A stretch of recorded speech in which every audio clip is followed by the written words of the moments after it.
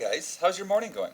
Mine's going fantastic. This will be the fourth time in a row I've recorded these notes, and my microphone has been broken all four times. And I check it, and it seems like it works, and then when I'm done, I go back and it doesn't work. So, four 15-minute videos I've done, same notes, and it hasn't worked a single time. So, super frustrated. I finally drove to the high school, another 30 minutes there and back, and got my backup microphone. So, this time it's going to work.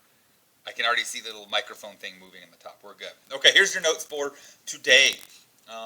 We've been doing quadratics for a long time, but not everything in life is a quadratic. Not everything is a smiley face parabola or a sad face parabola. There are other things. There are other types of polynomials. A quadratic is a type of polynomial. So we are on to higher order polynomials. So why don't you get your notes out? That's like the last couple pages of our packet.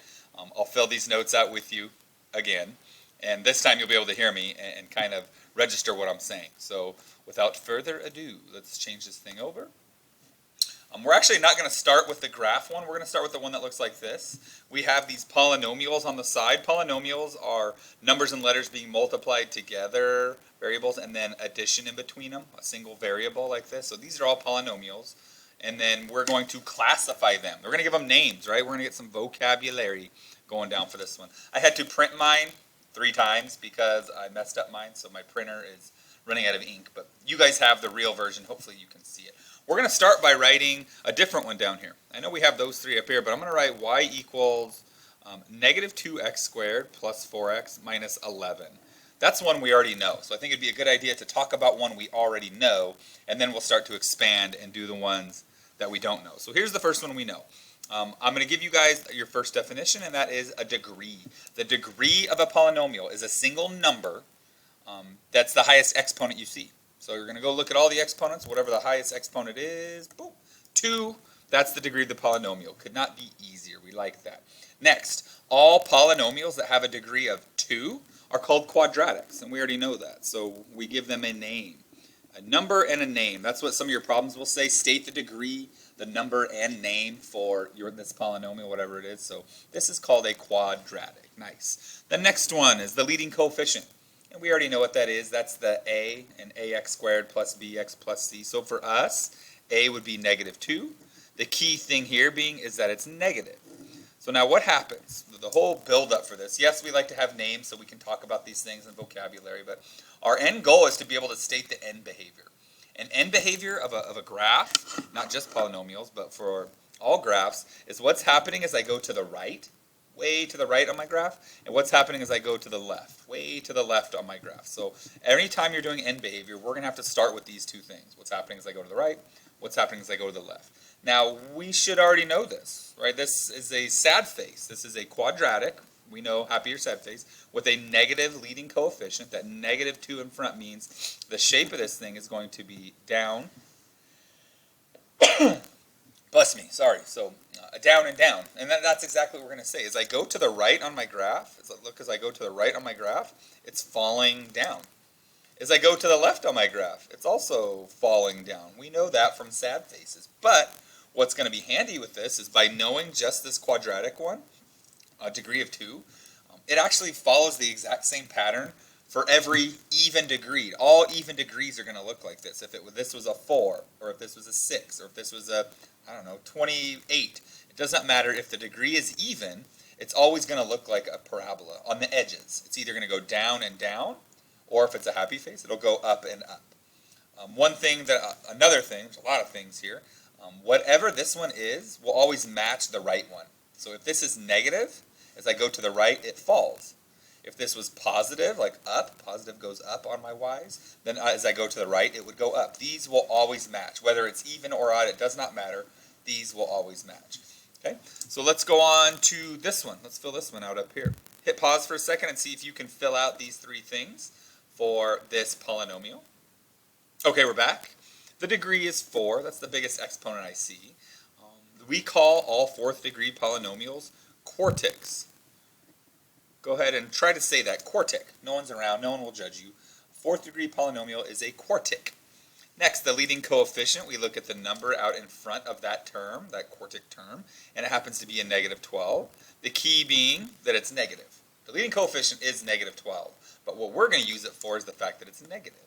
So all n behavior gets an R and an L. What's happening as I go to the right? What's happening as I go to the left? Well, remember we said some things here. The first one, whatever this leading coefficient is will match going to the right. So if this is negative, this one will fall. If this was positive, this one would go up. It would be an up arrow, but it falls. Next, we said all even degrees, 2s, 4s, 6s, 8s, follow the parabola, kind of like a smiley face and sad face. So since this is an even and it's negative, these are going to be the same. It's going to be down and down, like a sad face would be, the edges of a sad face. The graph of this thing won't look quite like a parabola, maybe something like this, has some waves and bumps in the middle, but as I go on the edges of my graph, it's going to fall to the left and fall to the right. Nice, not too bad. End behavior. Let's try this one down here. It's negative 5x to the third, sorry, plus 4x squared minus 2x. Notice when we're doing all this, we only care about the first term. Just by knowing the degree, which is 3 on this one, by the way, biggest exponent, and the leading coefficient is a negative 5, we are able to answer what's going to happen at the edges of my graph. Okay? Let's quick name here. A degree of 3. All third degree polynomials are called cubics. So I can already see some kind of assessment or practice coming. I'm going to give you guys a polynomial. I'm going to ask you for its name. I'm going to ask you for its degree. I'm going to ask you for its leading coefficient. I'm going to ask you for its end behavior. We have to be able to state all these things just by looking at the polynomial itself. So degree, highest exponent. Leading coefficient, the a, the very first number in front of that biggest term, positive or negative. And then end behavior. End behavior is always what happens as I go to the right and what happens as I go to the left. Our little trick here, whatever the leading coefficient is tells me what's going to happen as I go to the right. If the leading coefficient is negative, I know as I go to the right, it's going to fall. It's going to go down. It's going to go negative 100, negative 1,000,000, negative 100 billion. It's going to keep going down and down and down. Okay? On even ones, 2s, 4s, 6s, and 8s, we said these are always going to match. It's either going to be down and down or up and up. So what do you think that means about odd-powered ones, odd-degreed ones? That's odd. They're going to be opposites of each other. If this one is a down, this one is an up. Really easy to remember. Okay? Try the 5th degree polynomial on your own. I need something to grade. I will tell you that 5th degree polynomials are called quintics. Quintic. There's our little vocab. We have a quartic, we have a quintic, and we have a quadratic and a cubic. Okay, you finished those, so I have something to grade. Nice. Okay. Let's go on to the graph side. The graph page of your little packet here. I'm at 8 minutes. Let's see if I can get this in 15 minutes. A lot of this is going to be the same. I can do the end behavior with these just by looking at the graph. What's happening as I go to the right, and what's happening as I go to the left? Well, as I go to the right, it's falling. What happens as I go to the left? It's also falling. So that's a falling and a falling. Okay. One thing I want to talk about here. Here's our next new thing. It's called a turning point. If we count how many turning points there are and add 1 to it, that's the degree. So let's see how many times it turns around. Up, up, up, up, up, up, up, up, down, down, down, down, down, down, down, down. It had 1 turning point right there. We add 1 to that. That's our degree. Okay. Let's try this one. Up, up, up, up, up, up. Turns around, down, down, down, down. Turns around, up, up, up, up. There's 2 turning points right here.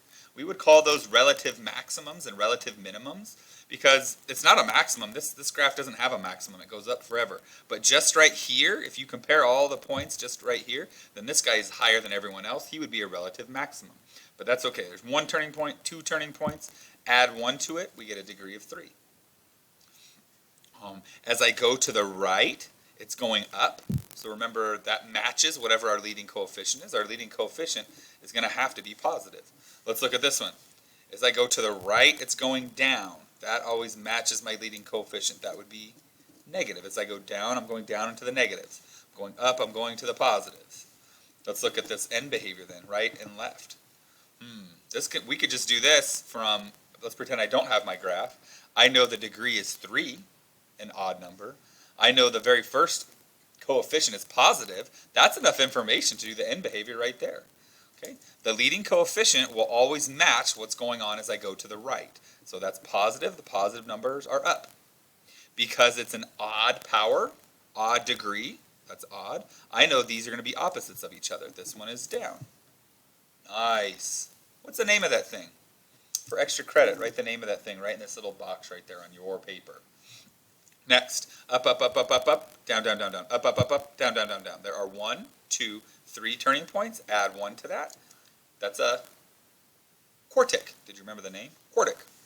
I'll let you fill out the last one all the way on that one, but that's what we're jamming with here. We got degree, leading coefficient, and behavior from a graph, from an equation, and then finally the last sheet. Go ahead and turn to the last sheet. I have about 4 minutes to take care of this. This will be easy.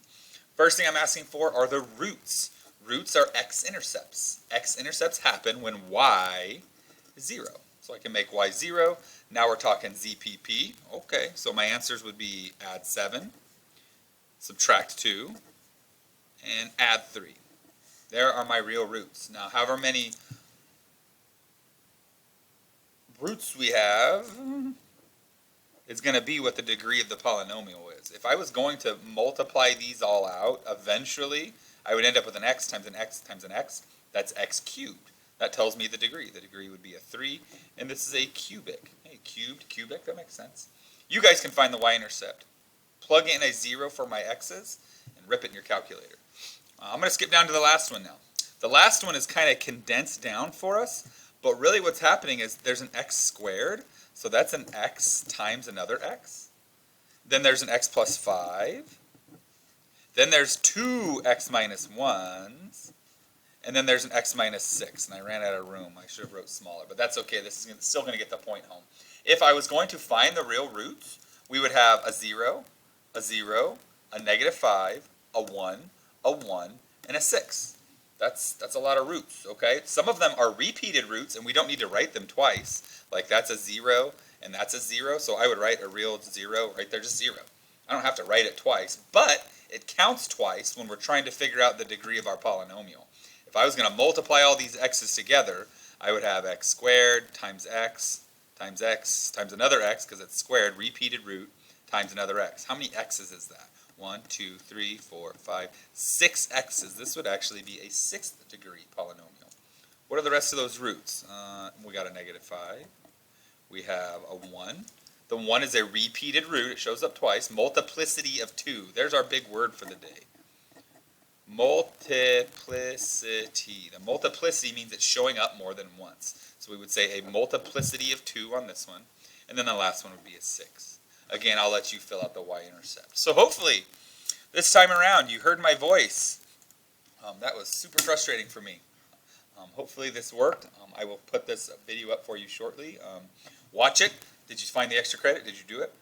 Make sure you did, and you earn that extra credit. And then come into class, and we'll practice the heck out of this stuff. And we're almost done, you guys. Work hard these last few weeks, and then enjoy your summer. Okay. Peace.